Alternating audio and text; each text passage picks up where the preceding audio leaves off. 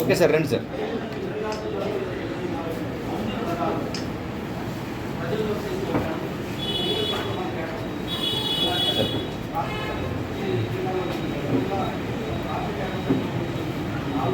Koteswararao sir, అట్లాగే రాజారావు గారు sir, ఇట్లా పెద్దల అతిథుల మధ్య నన్ను కూడా ఒక చిన్నవాడినటువంటి నన్ను కూడా ఎంపిక చేసుకొని నిజంగా బడుగు బలహీన వర్గాల కోసం ఈరోజు విజయవాడలో all India Bahujan Samaj party రాష్ట్ర కార్యాలయాన్ని ప్రారంభించాం.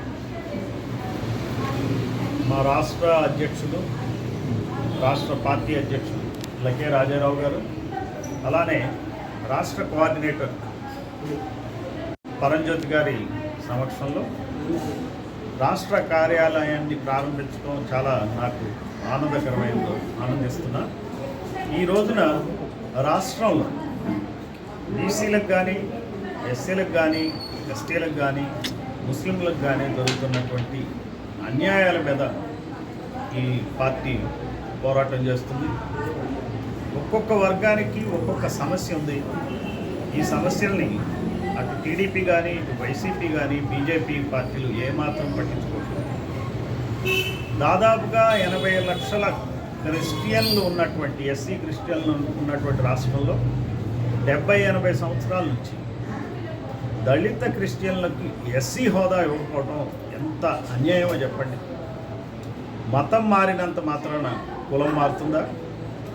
మరి రెడ్లు క్రిస్టియన్లు అయితే రెడ్లుగా పరిగణించట్లేదా? కమ్మలు క్రిస్టియన్లు అయితే కమ్మలుగా పరిగణించట్లేదా? మరి ఎస్సీలు క్రిస్టియన్లు అయినప్పుడు ఎస్సీలుగా ఎందుకు పరిగణించరు? దళిత క్రైస్తవులు అందరూ కూడా గమనించాలి, ప్రభుత్వాలు ఎంత అన్యాయం చేస్తున్నాయి. ఈ విషయాన్ని దళిత క్రైస్తవుల మనసుల్లోకి చేరే విధంగా మేము ఆ కార్యక్రమాన్ని all India Bahujan Samaj party చేస్తున్నాం. అలానే బీసీల జనాభా సగం పైగా ఉంది, 52% ఉందని చెప్పి ప్రభుత్వ నివేదికలే చెప్తున్నాయి. ఆ రిపోర్ట్ని గత ప్రభుత్వం బయటపెట్టలే, ఈ ప్రభుత్వం కూడా బయటపెట్టలే. అయినప్పటికీ మాకు సమాచారం అందింది, 52% బీసీలో ఉన్న ఈ రాష్ట్రంలో 52% విద్యా ఉద్యోగాల్లో రిజర్వేషన్లు ఎందుకు ఇవ్వరు? చట్టసభల్లో కూడా మా సంఖ్య ఎందుకు పెరగదు? బీసీలు ఈ రోజున కేవలం 40 మంది ఎమ్మెల్యేలే ఉన్నారు. 175 సీట్లు ఉన్న ఈ అసెంబ్లీలో దాదాపుగా 90 మంది ఎమ్మెల్యేలు ఉండాల్సిన అవసరం ఉంది ఈ అసెంబ్లీలో. 2 కులాలకు సంబంధించి 67 మంది ఎమ్మెల్యేలు ఉన్నారు. సో ఈ పద్ధతిలో మరి రాజకీయాలు నడుస్తున్నాయి. కాబట్టి ఈ విషయాన్ని బీసీల తరఫున ప్రభుత్వాన్ని డిమాండ్ చేస్తున్నాం. 52% రిజర్వేషన్లు ఇవ్వాలని. టీడీపీ మేనిఫెస్టోలో ఇచ్చిన 34% రిజర్వేషన్లు ఇస్తామని చెప్పిన హామీకి కూడా దిక్కేలేదు. నామినేటెడ్ పద్ధతుల్లో 34% ఇస్తామని చెప్పి క్యాబినెట్ రిజల్యూషన్ పాస్ చేసి 2 నెలలైన ఇంతవరకు బీసీలకి ఆ పదవులు దక్కలేదు. ఈ ప్రభుత్వాలు ప్రభుత్వం సంవత్సరం అయిపోయింది. సంవత్సర కాలంలో ఈ పదవులు ఇవ్వకుండా బీసీలకి ఎందుకు లేట్ చేస్తున్నారు? సీఎంలు ప్రమాణ స్వీకారం చేయాలంటే నిమిషాల మీద ప్రమాణ స్వీకారం చేస్తారు, పదవులు అనుభవిస్తారు. మంత్రివర్గం అంతా మరి కొలువు తీరుతుంది నిమిషాలు. మరి సంవత్సర కాలంగా బీసీలకు నామినేటెడ్ పదవులు వాళ్ళు ఇచ్చిన మేనిఫెస్టోలోనే ఉన్న విధంగా ఎందుకు చేయట్లేదు?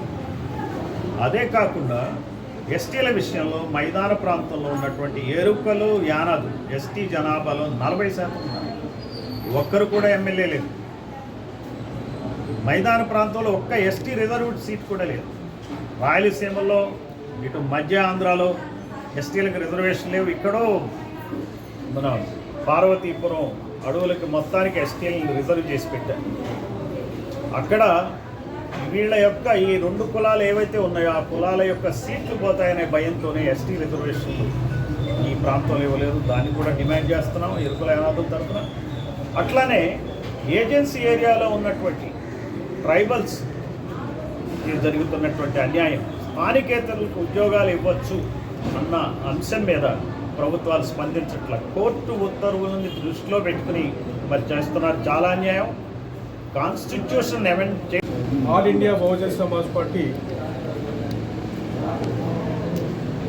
నెల్లూరు జిల్లాలో ఉన్నటువంటి కరేడు గ్రామంలో 8,000 ఎకరాలని ఇండస్ట్రియల్ కారిడార్ పేరుతోటి పారిశ్రామికవేత్తలకి పచ్చని పొలాల్ని అప్పగించడం ఇది దారుణమైనటువంటి విషయం మీద దాన్ని పూర్తిగా ఖండిస్తున్నాం.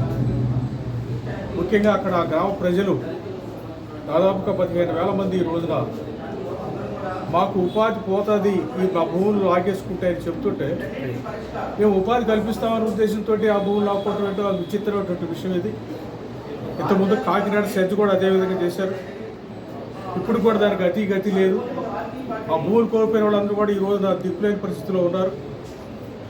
ఈ విషయంలో ఒకసారి పరిశీలిస్తే ఇంతకుముందు వైసీపీ ప్రభుత్వం ఏదైతే ఈ కార్యక్రమం తలపెట్టిందో దాన్ని వ్యతిరేకించినటువంటి తెలుగుదేశం ప్రభుత్వం అదే పద్ధతుల్లో రైతుల్ని అభాగ్యులు చేసేటువంటి కార్యక్రమం మొదలుపెట్టింది. ఈ రెండు పార్టీలు కూడా ఈ రాష్ట్రంలో ఉన్నటువంటి పెట్టుబడిదారులకి అనుకూలంగా ఉండేటువంటి ప్రభుత్వాలు తప్పితే పెట్టుబడిదారులకి ఎస్సీ ఎస్టీ బీసీ మైనార్టీల ప్రజల యొక్క సొమ్ము వాళ్ళకి దారాదత్తం చేసేటువంటి పార్టీలు తప్పితే వేరే కాదని చెప్పి ప్రజలందరూ గమనించండి. ఈ రెండు పార్టీలు కూడా వీళ్ళ మధ్య ఉన్నటువంటి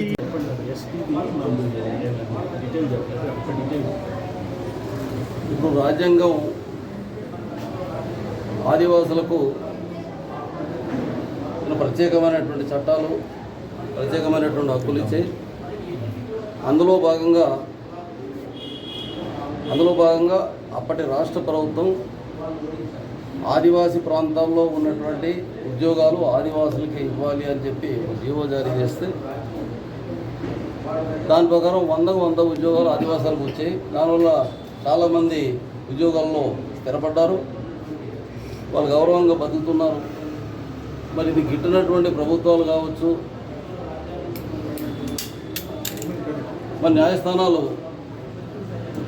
సుప్రీంకోర్టు దానికి వ్యతిరేకంగా నెంబర్ 3 జీవోకు వ్యతిరేకంగా తీర్పిచ్చింది. అది ఆదివాసీ ఇతర ప్రాంతాలకు చెందినటువంటి వాళ్ళు కూడా ఉద్యోగాలు ఇవ్వాలని చెప్పి తీర్పు ఇవ్వడంతో ఇప్పుడు 100కి 6 ఉద్యోగాలు మాత్రమే వచ్చే పరిస్థితి ఉంది. ఇది అన్యాయం. దీనికి వ్యతిరేకంగా మరి మేము all India Bahujan Samaj party తరఫున ఉద్యమిస్తున్నాం. అదేవిధంగా ఈ ఉద్యమంలో మరి బీసీలు, ముస్లింలు, క్రైస్తవులు, మిగతా ఈ బహుజన సమాజం చెందినటువంటి వర్గాలందరూ కూడా కూడగొట్టి మేము ఈ అగ్రకుల పార్టీలకు వ్యతిరేకంగా ఓటు తిరుగుబాటు చేస్తూనే మా సమస్యల పరిష్కారం కోసం all India Bahujan Samaj party తరఫున మేము ఉద్యమం చేస్తాము.